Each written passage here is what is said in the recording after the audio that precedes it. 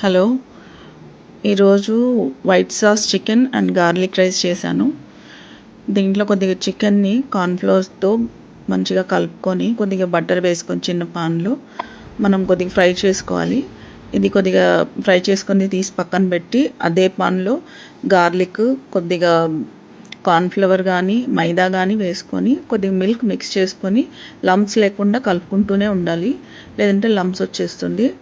అది లేకుండా ఒక కన్సిస్టెన్సీ వచ్చిన తర్వాత మనం ఇందాక సైడ్ పెట్టుకున్న చికెన్ ఉంది కదా, ఆ చికెన్ దాంట్లో వేసేసి కొద్దిగా కాసేపు ఒక 1 బాయిల్ 2 బాయిల్స్ వచ్చే లోపల దగ్గరకు అయిపోతుంది.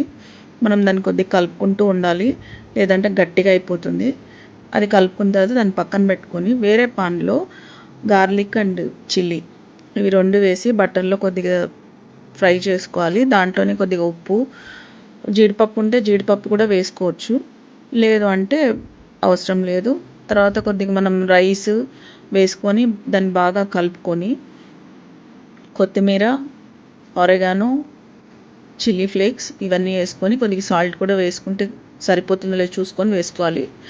అంతా వేసుకొని కలుపుకొని బౌల్లో సెట్ చేసుకోవాలి. సాస్ వేసుకొని వైట్ సాస్ చేసాం కదా.